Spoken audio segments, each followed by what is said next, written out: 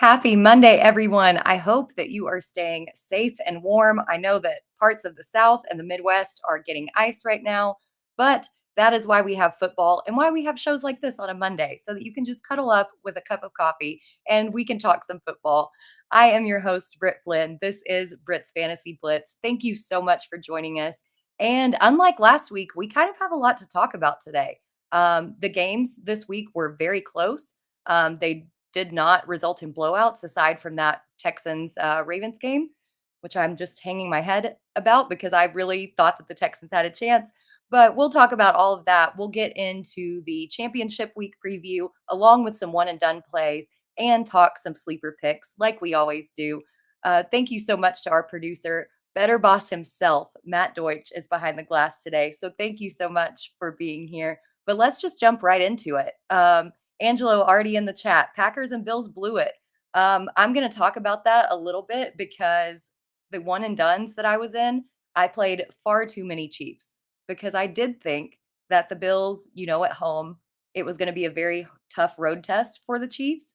Um, yeah, yeah, it's going to be a lot, but we'll jump into that.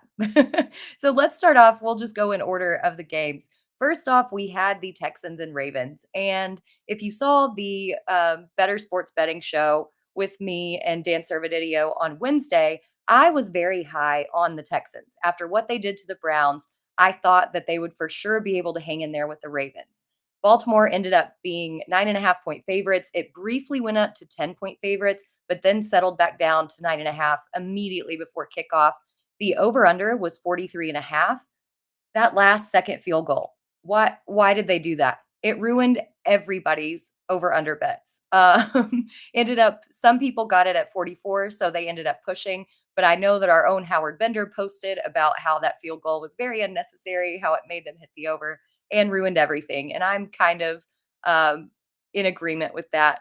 Great to see Jerry in the chat as well.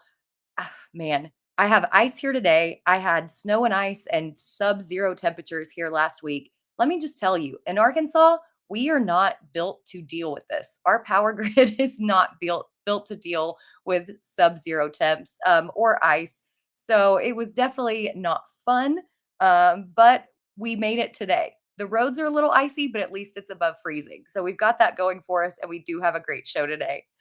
So going back to the Ravens and Texans, I think that the big story going into this game was the fact that Lamar Jackson was really looking to shake off the narrative that he couldn't win in the postseason. Because going into this game, he was 1-3 in the playoffs with 5 interceptions and only 3 passing touchdowns. He got 2 passing touchdowns and ran 2 more in. I mean, whatever narrative was hanging over his head, including the rest versus rust conundrum that was hanging over them, they shook that off. Now, I will say that the Texans defense looked very good in the first half.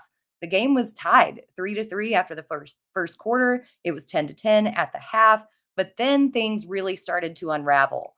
They were already plagued by penalties. They had 5 in the first half, and then they finished the game with 10, which is a playoff record. So the coaching that D'Amico Ryans has done, I feel like it was maybe just a little bit of nerves going on with this young core of players and not so much on coaching. Dalton Schultz also made a big drop in the first quarter. It seems like he's made a big drop in pretty much every game that he's been in this season. And then CJ Stroud was put under pressure early and often.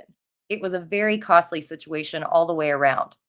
Now, despite the Ravens scoring so much, there honestly wasn't really a fantasy relevant player on their team outside of Lamar Jackson. He did only have 152 passing yards, but again, he threw for 2 touchdowns, ran into, he also tacked on 100 rushing yards. So that was a great pick in DFS in your one and dones. Although I think in the one and dones, you are going to want to save him for the playoffs.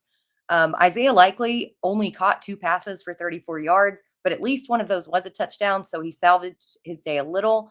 But their leading receiver was Zay Jones with only 4 receptions and 41 yards. Stroud did do a good job spreading the ball around to Nico Collins, to Devin Singletary, and Dalton Schultz, who all caught 5 balls each, but they couldn't really get much else going. He finished with just 175 yards and 0 touchdowns. So the run game also was non existent for the Texans. And when you have a rookie quarterback, you just can't put that much pressure on him to do everything. And Jerry mentioned in the chat that the Ravens defense is very good, and they are good. I thought that after what the Texans did to the Browns, that they were going to put up a much stronger fight against that Ravens defense, but they proved me wrong. Um, it was ugly. I was wrong. Britt Flinn, was wrong about the Texans. Okay. We'll move on.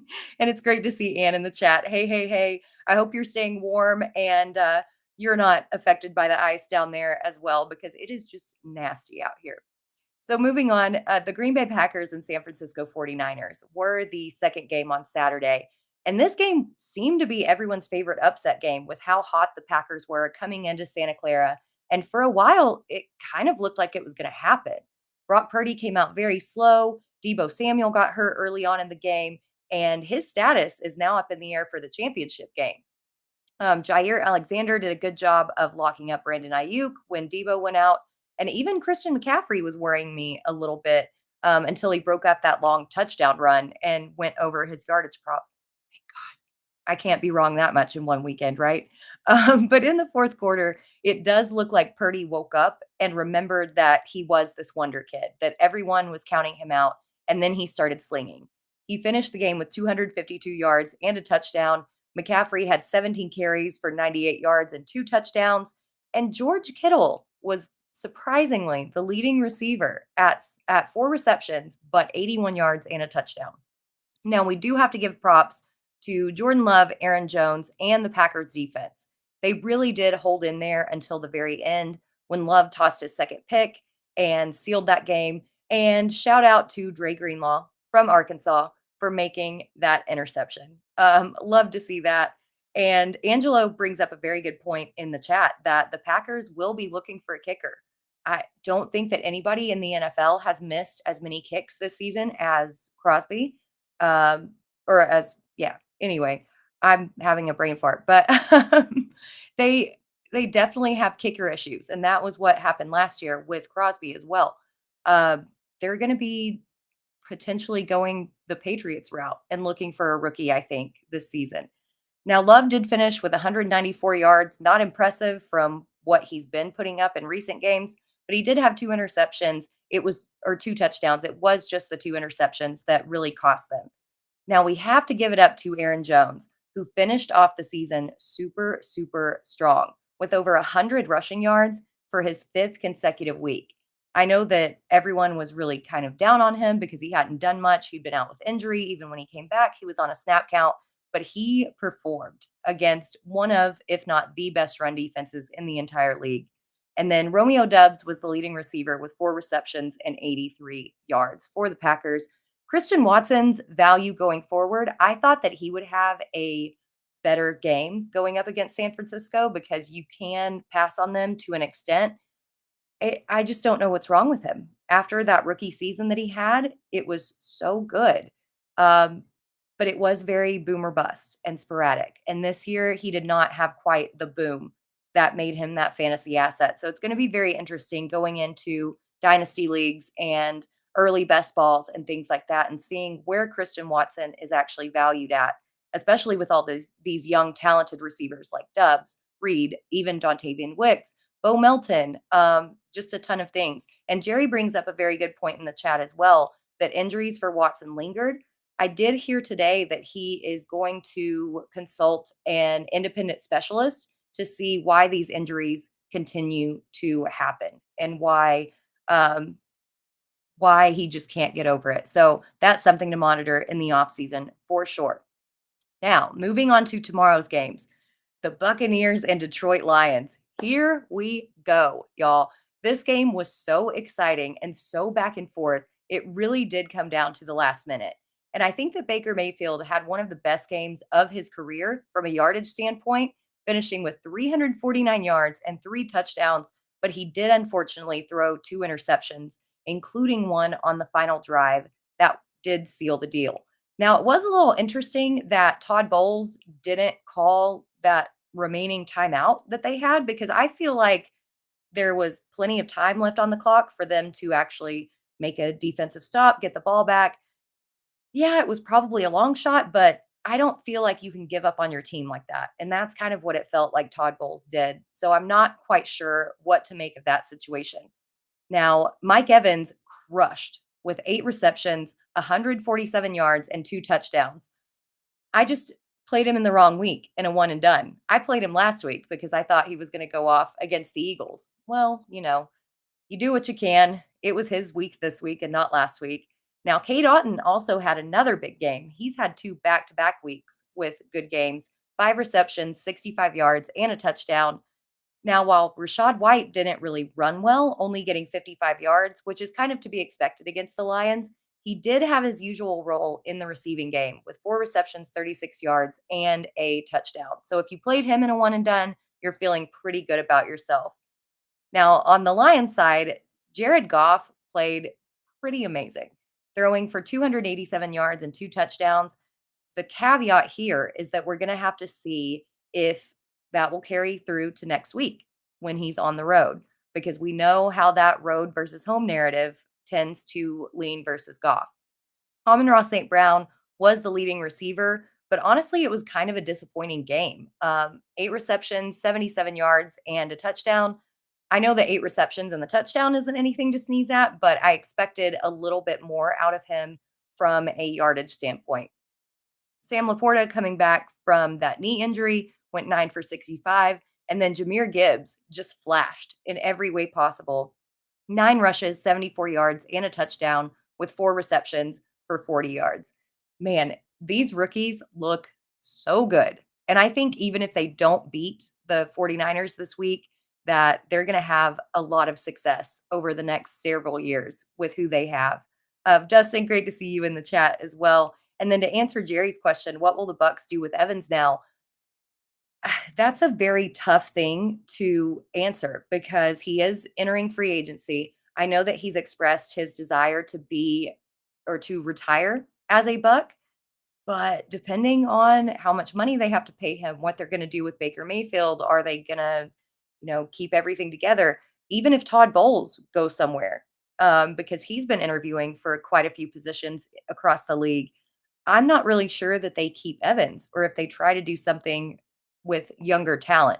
Now, I think the smart thing for them to do would be to keep Evans and just hold on to him, let him retire as a Buccaneer. He's been very, very good. He has kind of been the reason for Mayfield's resurgence because it definitely wasn't Chris Godwin, at least early on in the season.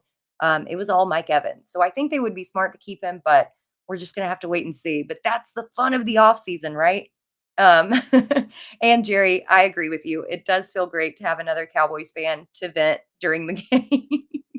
I think my friends don't even watch games with me because I'm kind of insufferable when I watch them. So it's great to have you here, Jerry. So to wrap things up for our recap, going with the Chiefs and the Bills, this was the game that we had all been waiting for, and we knew that it was going to be the final game of the weekend. It's the first time that Patrick Mahomes had played on the road in the postseason, and it was against the hated Buffalo Bills. Now, I don't know if you guys have heard of this.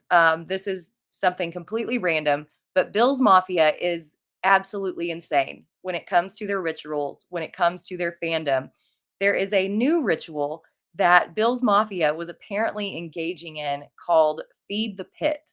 Now, this supposedly started when a fan came out of a porta potty covered in poo, then jumped into a 40-foot pit at the construction site for the new stadium.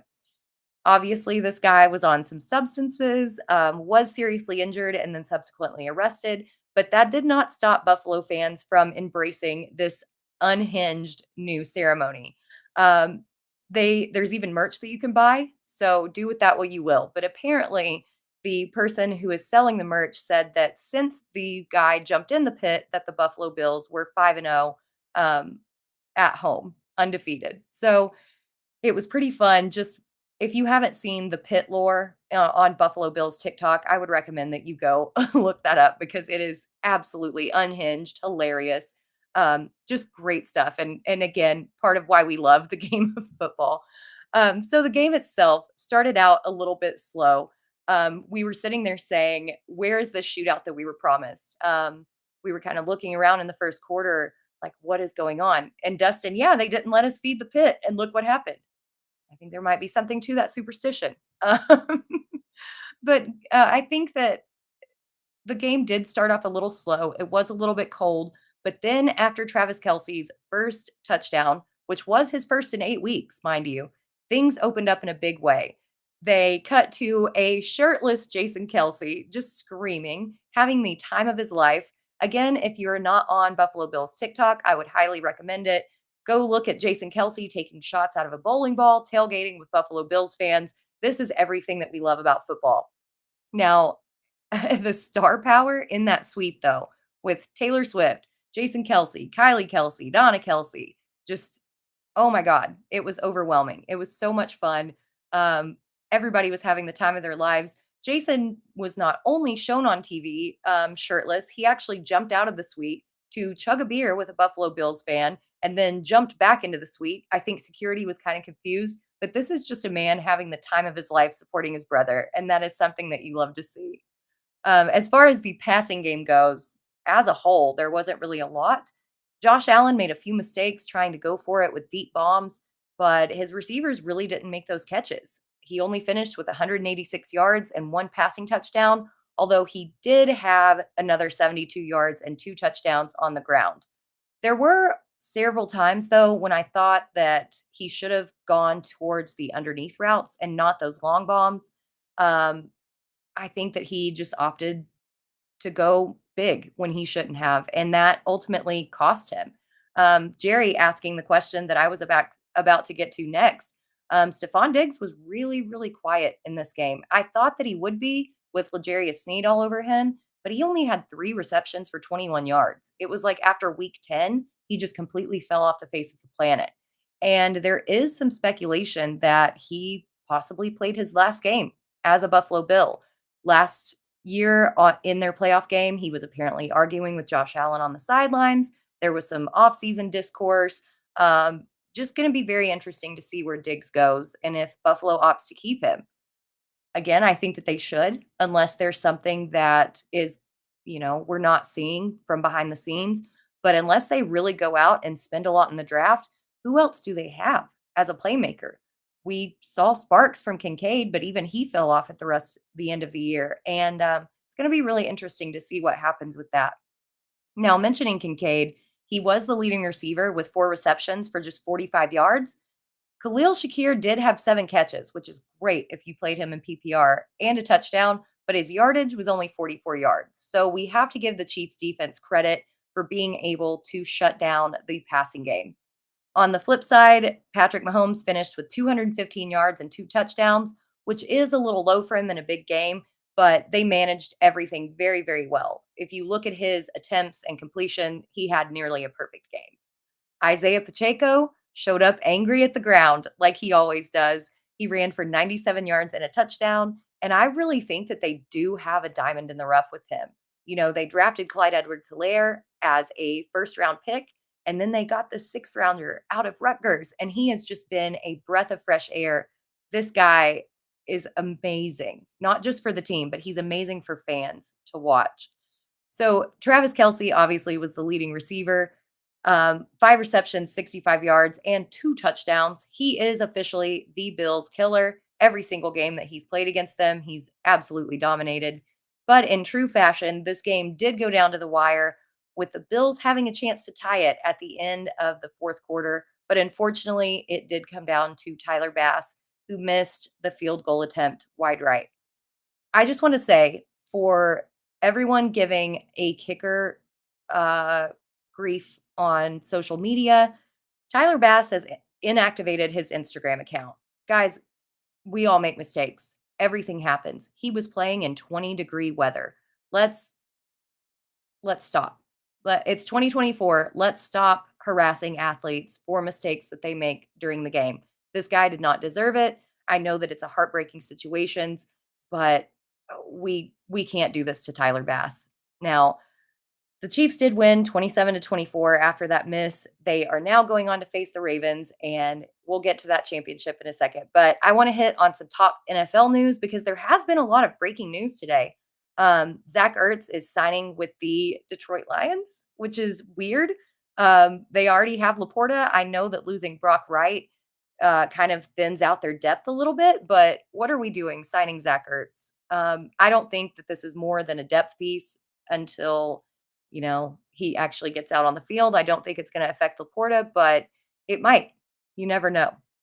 The Bears are expected to hire Shane Waldron as their new offensive coordinator. Now, he spent the last 3 years as the Seahawks OC, but I'm wondering what this means for Justin Fields. This guy has spent all the time with an older, more immobile quarterback. So, how is his skill set going to translate to Fields? Or are they looking to trade Justin Fields and potentially get Caleb Williams? So, that's going to be something to watch in the offseason. Panthers offensive coordinator Thomas Brown is having an interview with the Titans. And after what we've seen from the Panthers, though, is this really a guy that you want to take over after Derrick Henry may be leaving, Ryan Tannehill may be leaving, DeAndre Hopkins may be leaving? I don't think that Thomas Brown is the guy. Now, they're also bringing in Dan Quinn for a second interview, adding them to the list along with the Commanders and Seahawks for Quinn. The Rams defensive coordinator, Raheem Morris, is scheduled for second interviews with the Falcons, Panthers, Commanders, and Seahawks. I think that he would be great with any of these teams, especially with what he did with a Rams team that wasn't really expected to do anything, let alone make the playoffs. For the Commanders, their offensive coordinator, Eric Bieniemy, has reportedly interviewed for their vacant head coaching position. The Bucks offensive coordinator, Dave Canales, will get a second interview with the Panthers. Now, after the magic he did with Baker Mayfield, I think that this may be the route that they choose to go because everybody was counting Baker Mayfield out. Mayfield had been cut from the Panthers, had gone to the Rams, then he went to the Bucks. He was in this quarterback competition with Kyle Trask of all people, but then he led them to two playoff games. So I think that that may be the mold that they're looking for to help improve Bryce Young. Jim Harbaugh, Michigan's head coach, and one half of the Harbaugh brothers, is expected to interview for the second time with the Chargers this week. I think it would be great to have both of the Harbaughs back in the NFL. It would be a great narrative just to have the brothers competing against each other. I really hope that as part of the NFL script next season that they make the AFC West play the AFC North so that he has to face off with his brother at least once. The former Commanders head coach Ron Rivera is expected to interview with the Eagles for their now vacant defensive coordinator position, who got fired yesterday. And then the Jaguars are set to hire former Falcons defensive coordinator for their vacant defensive coordinator position. Now, right before we jumped on air, literally as we went live, I've got some injury news for you. Obviously, only 4 teams going in, so we don't have a lot of injury news, but a big part of this is the Lions guard, Jonah Jackson. We saw him on the sideline. He went to the locker room shortly after that. Dan Campbell said yesterday that it doesn't really look good for the Lions for him to start, but right before the show started, it said that he underwent surgery for a slight meniscus tear. So it is expected that he's going to miss. I don't think that it's I don't even think that it's likely that he's going to miss. I think that he is going to miss. They're saying he could be back for the Super Bowl if they make it that far, but missing one of their integral pieces on their offensive line is really, really going to hurt them against this San Francisco defense. So if you're looking to play Gibbs, Montgomery, things like that, keep that in mind that they're without one of their best offensive linemen. And we could see more of Dan Skipper. So for Baltimore, they didn't activate Mark Andrews for Saturday's game against the Texans, but he is expected to be a full go against the Chiefs, which is going to be super, super exciting. They've saved him for a reason. They thought that they could beat the Texans handily. They did. Now we're going to get to see Mark Andrews go against the Chiefs, and that's going to be really exciting. Sellers with Go Skipper. I completely agree. Skipper and Frank Ragnow. Do you guys know that we have 4 Arkansas Razorbacks in the championship weekend? Yeah, just think about that for a second. So, despite their win, the Chiefs did kind of get banged up over the Bills. Their guard, Joe Tooney, is expected to undergo an MRI to determine the extent of a pectoral injury. Linebacker Willie Gay suffered a neck injury that took him out of the game, and their safety, Mike Edwards, is in concussion protocol. Now, to save the best for last and the biggest for last, Deebo Samuel was forced out early with a shoulder injury on Saturday. And we know he dealt with a hairline fracture early on in the year. He said that he doesn't think that it's the same injury, but we're really not going to know until more tests and imaging take place. And Tom Pelissero came out today and said that there was only a 50-50 chance that Deebo was going to be ready to go in that championship playoff game. So, going to keep a very close eye on that. Keep tuned to Fantasy Alarm and all of our injury updates. And while you're there, go purchase the All Pro subscription. I know that football is almost over, but baseball is right around the corner. And let me tell you, as a Dodgers fan, yes, I know I'm a Cowboys, I'm a Dodgers fan. I may be insufferable, but I don't care. Doing what the Dodgers have done with their baseball, I am hyped for baseball season. We've also got NASCAR coming up on Sundays with a multi-award winning writer that we have in Matt Sells. So do yourself a favor and go to fantasyalarm.com/win, sign up today, and use promo code Let's Go for 50% off of your first month of your subscription. And keep the fun going because we've always got fun stuff going on within the family. As part of the family, we also have the Bettercast app. And if you have not jumped in the Bettercast app, I just have to ask what you're waiting for because it is so much fun. You can answer questions pregame, you can answer questions during the game, you can talk with people in the chat about the game. And if you're like me, whose friends think that you're annoying for talking too much football, this is a perfect place for you to go. So scan that QR code on your screen or go to the Apple app or Google Play Store and sign up today. We've got a lot of stuff planned for you guys. And when you answer these questions and you win, you can win tickets that you can redeem for real, authentic merchandise, not just from the NFL, but from all sports. So it's something to definitely go check out. All right, we're going to take a quick break here. Let me grab some water. And then we will come back with the much awaited championship weekend preview. So don't go anywhere. We'll be back in a couple minutes. Of the NHL games, I had a conversation with Coop A Fiasco yesterday Nice. when we were producing High Stakes, and he was talking about playing video games. And since he covers fantasy football, I said, "Hey, are you going to be getting the new Madden this year?" And he goes, "Yeah, I don't really play Madden. I play NHL." And that tells you, and it really does, that I do feel that the NHL game is better than Madden. I feel like Madden is overrated. The NHL game is so realistic. I don't know if you guys saw the trailer and all the new additions that they added to this game, but it really looks good.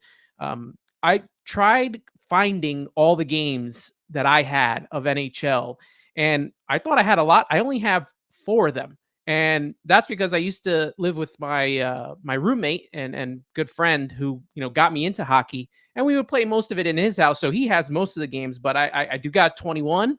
There you go. I got There you go. NHL 18. We got Connor McDavid up there. There you go. NHL 12, I think, was the start of the new consoles for me. But the big one, Okay. the holy grail of NHL games, NHL 94 Oh, there for you the go. Sega I mean, Genesis, there. right there. Look at that. Look at that beautiful cover. Look at it. Looks like a VHS tape.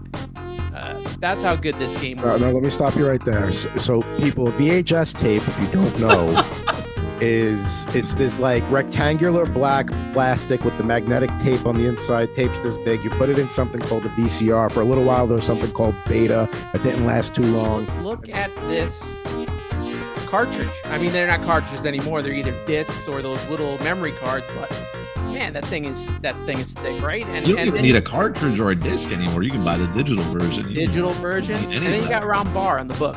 I mean, he used to be always in the intro telling you about the team and what was going to be happening in the game. So NHL 94 is by far my favorite game, sports game. I love that game. All right, guys, welcome back. Thank you so much. As always, if you're just now joining, if you're just tuning in, or if you're sticking with us, always appreciate you being here, especially at the end of the season. And now we're going to get into the championship weekend previews, which I'm so excited about. And Jerry, I do see your question. I will answer that when I get into the Chiefs and Ravens preview.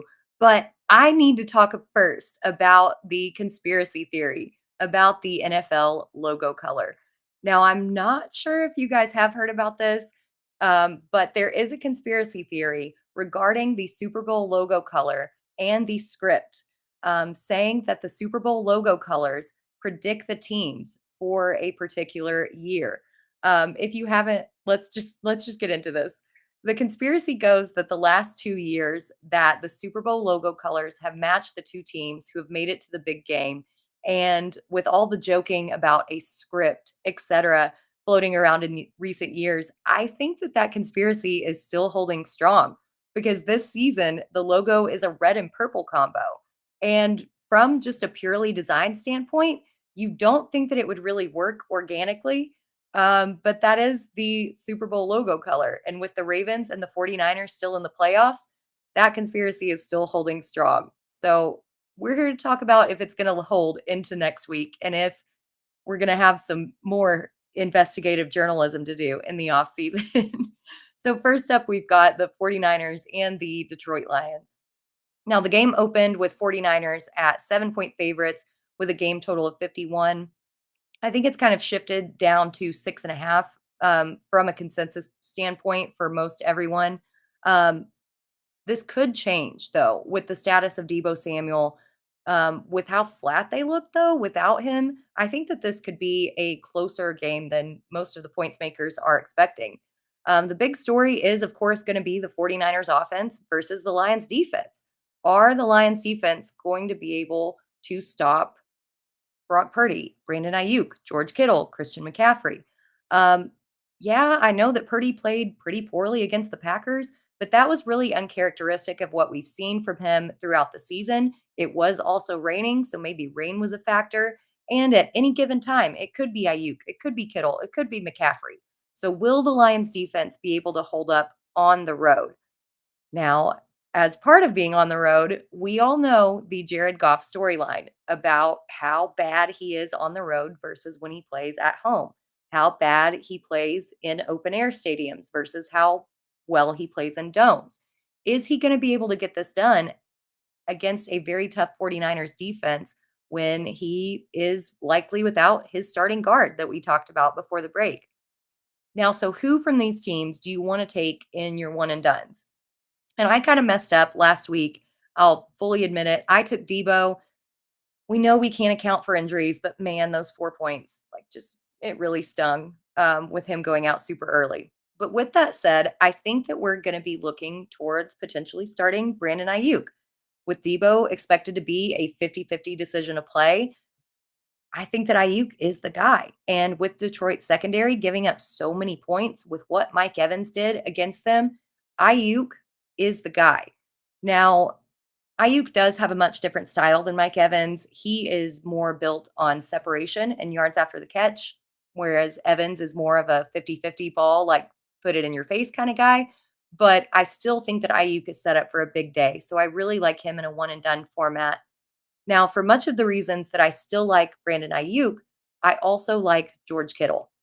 The Lions gave up 65 yards and a touchdown to Cade Otton, who had been pretty much invisible until the playoffs. Then it's like their new version of playoff Lenny, right? We're going to have to say championship Cade or something like that. Get him a cool new nickname. Help me brainstorm in the chat, you guys, because I really need to figure something out for Cade Otton because he's just been amazing. But going back to George Kittle, if Deebo Samuel is out, that target share is going to be so much more consolidated towards Kittle and Ayuk. And I really, really like what he has to offer next week. Now, I am saving Christian McCaffrey for a possible Super Bowl appearance, even in what could be against the Ravens and their tough defense, but it is Christian McCaffrey. And I like to hold him in my back pocket until the last second possible.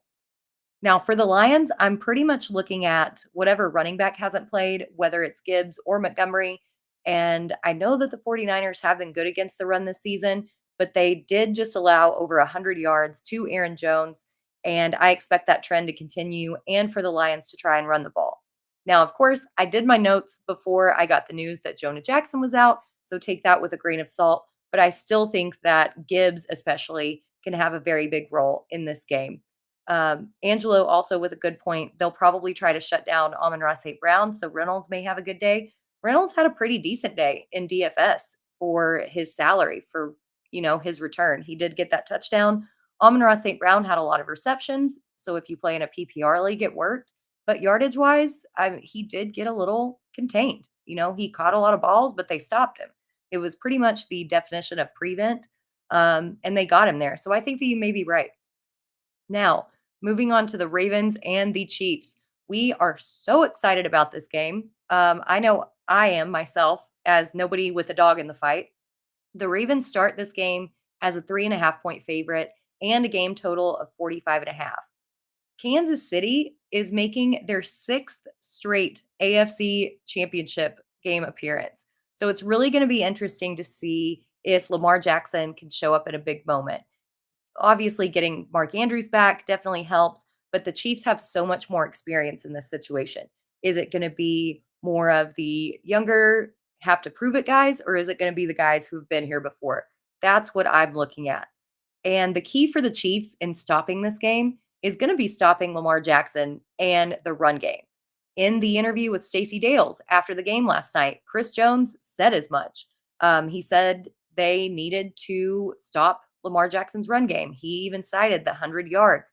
If they can do that, they're going to force him to throw the ball. And we've seen that that's not always his strength.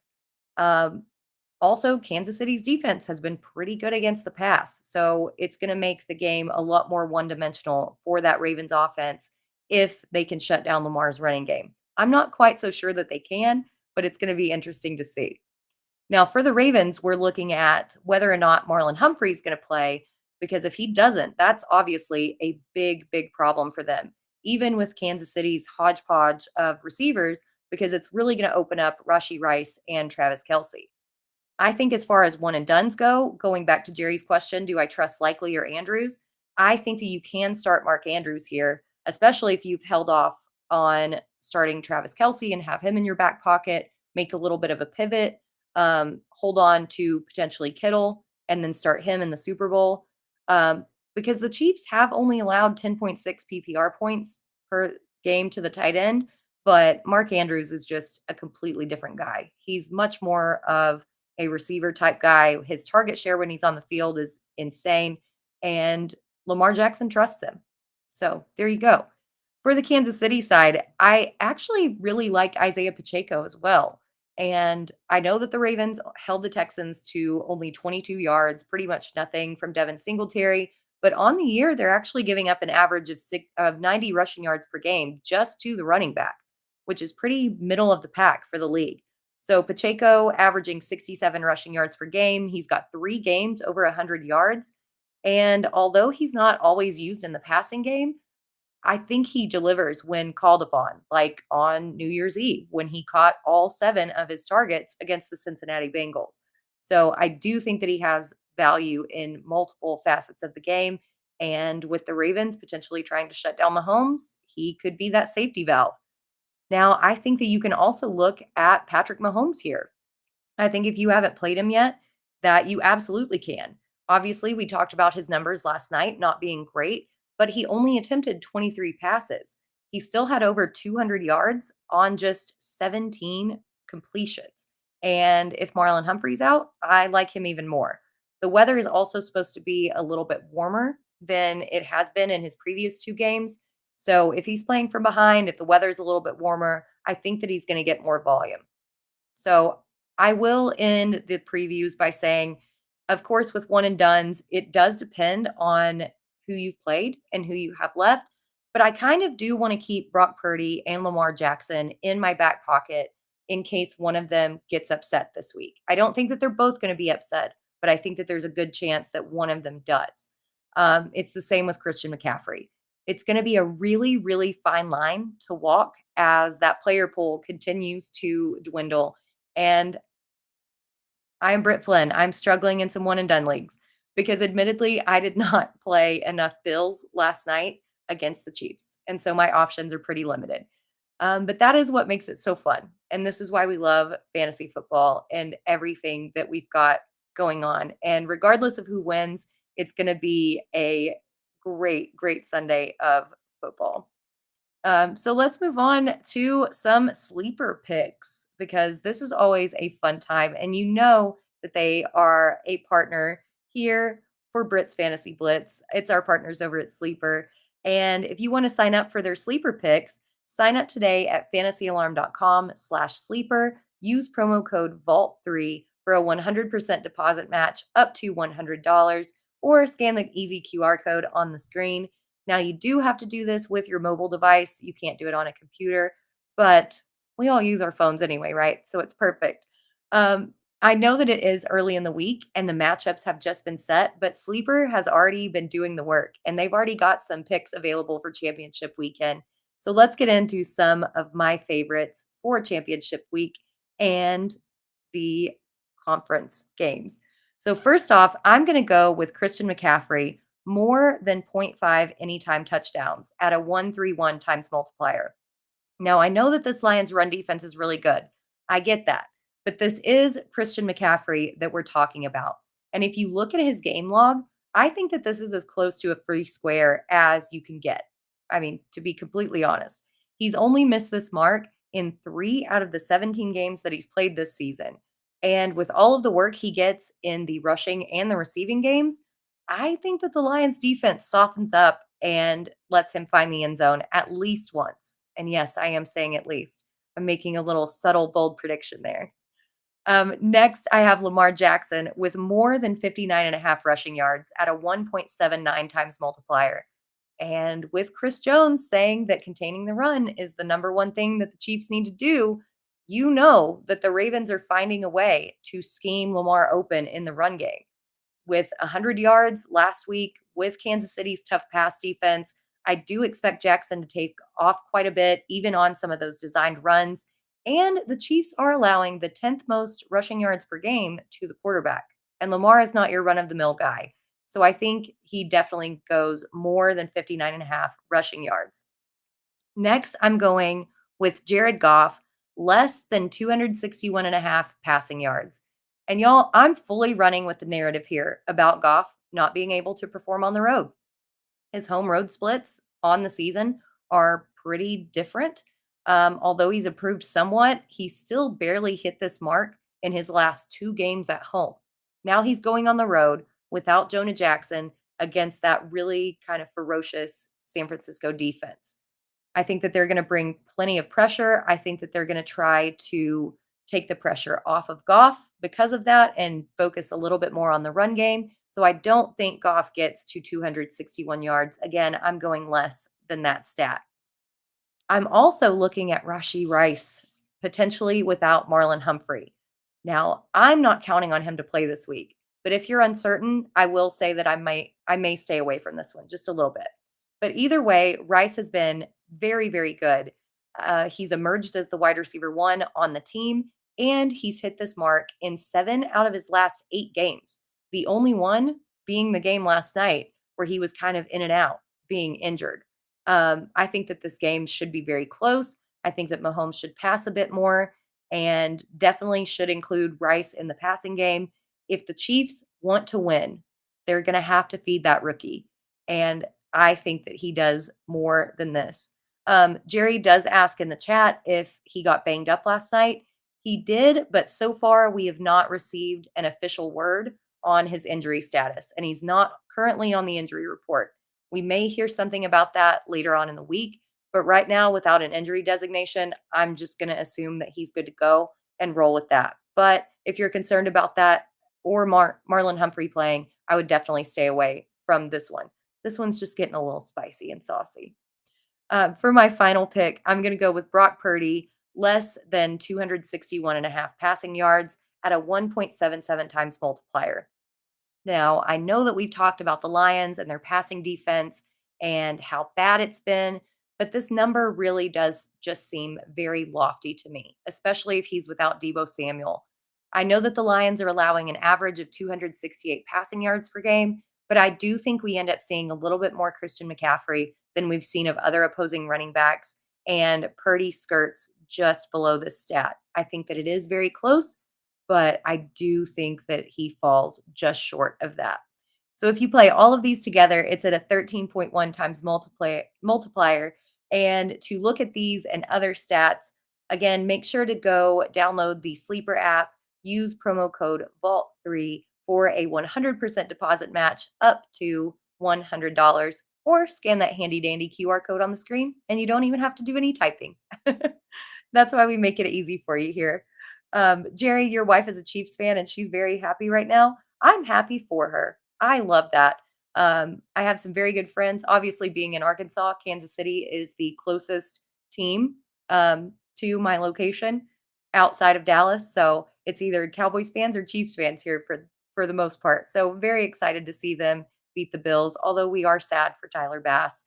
And if you missed the whole part earlier, let's not go on athletes' pages and criticize them for losing games.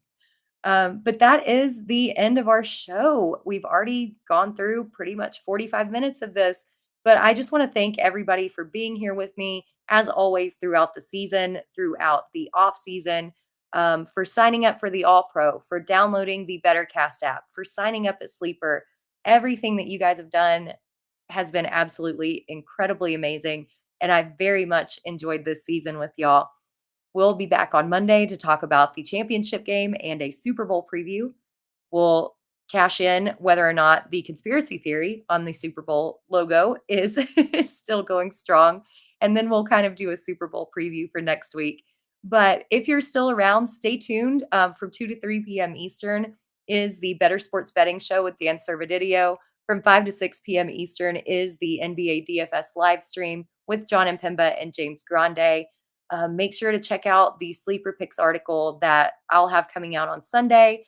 Download BetterCast. Go get that All Pro subscription if I can talk correctly. I'm trying to talk too fast. But just make sure that you sign up for everything that we have, because although the football season is coming to an end, we are not done providing amazing content and just having you be a part of the family. So that's it for us. Oh, Angelo, actually, I do have to do this shout out. Heston Kerstad of the Orioles is a Razorback. We called him Silent J. And Razorback baseball is some of my favorites. So when I was doing the depth charts, I was very, very excited to see that he got called up and got to stay. So let's go Silent J. I have more Razorbacks to root for in professional sports. But that's going to do it for me today. Thank you guys so much. Tweet me on Twitter at Britt_Flinn if you have anything to talk about. And as always, thanks for getting blitzed. Have a great week, and we will see you later.